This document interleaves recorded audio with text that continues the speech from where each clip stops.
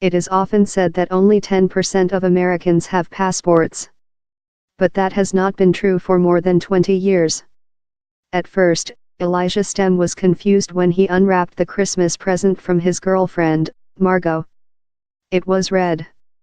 Smaller than a book. Made of leather.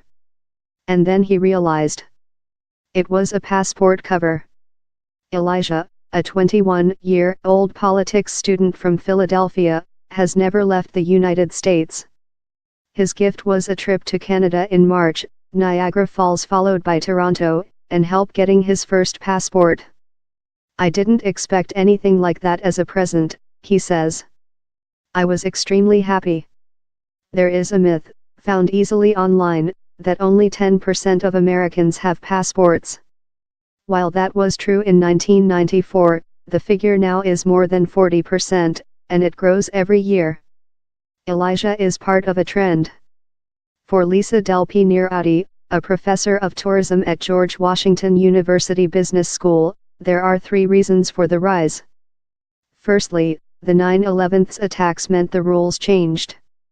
Before 2007, when new laws began kicking in, Americans could usually travel to and from Canada, Mexico, and other nearby countries, without a passport. When the law tightened, people needed passports to leave the country.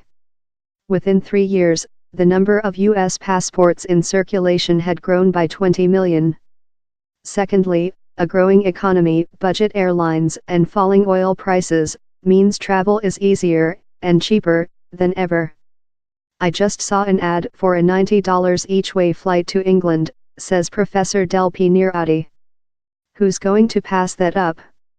The third reason, she says, is the rise of experientialism. Millennials would rather put their money into experiences than consumer goods, she says. They'd rather spend their money on something that's going to bring a memory, or a Snapchat photo, than a car, or a new couch. That theory is supported by Elijah. When he opened his present, his girlfriend said, "I know you like experiences more than material things." It's also backed up by Asia Jones, a 20-year-old from Maryland. Asia works with adults with disabilities, but dreams of being a writer. She has started a blog, focusing on travel and beauty. Her first passport arrived at the start of January. She hopes to use it in Mexico or Belize at the end of February. Asia was inspired by reading books.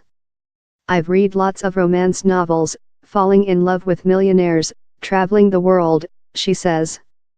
I'm a hopeless romantic as well as a wanderer. But she thinks the internet, and the growth of social media, is fueling the growth in travel. The norm used to be, okay, go to college, get married, settle down, all that kind of stuff, she says. Right now the norm is changing. It's evolving, and I like where it's going. Even though this generation sometimes gets out of hand, wherever we're going, it's going to be great. Although the number of U.S. passport holders is growing, 42% may seem a low proportion. In Britain, for example, the percentage is far higher.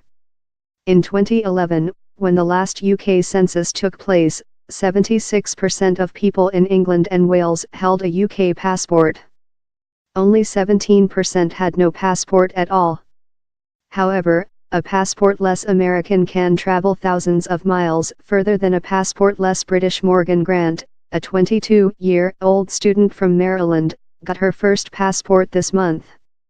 She's already been to the furthest U.S. states, Alaska, 4,000 miles away, and Hawaii, 5,000 miles, as well as the U.S. Virgin Islands, an American territory in the Caribbean, 1,500 miles from Maryland.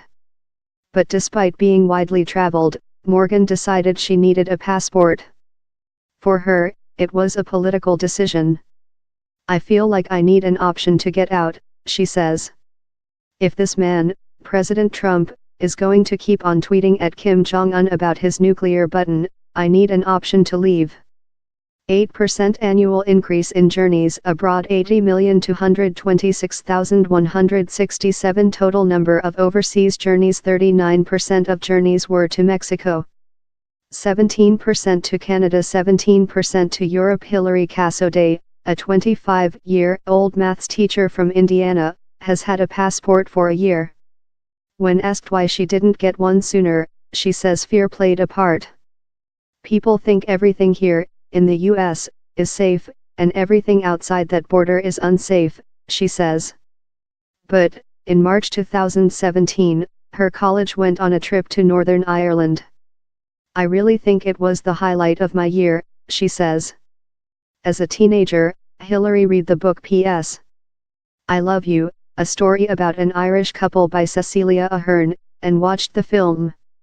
When I saw that movie, I was like, oh my goodness, I have to go to Ireland, she says. When the opportunity finally came up, I thought, now I'm going to finally see this beautiful landscape. And it really was breathtaking. Having been bitten by the travel bug, Hilary and her boyfriend are making plans. We want to be adventurous, we want to see new things, she says. We actually talked the other day about traveling to Japan. I thought, what in the world? But it's possible now. I have a passport.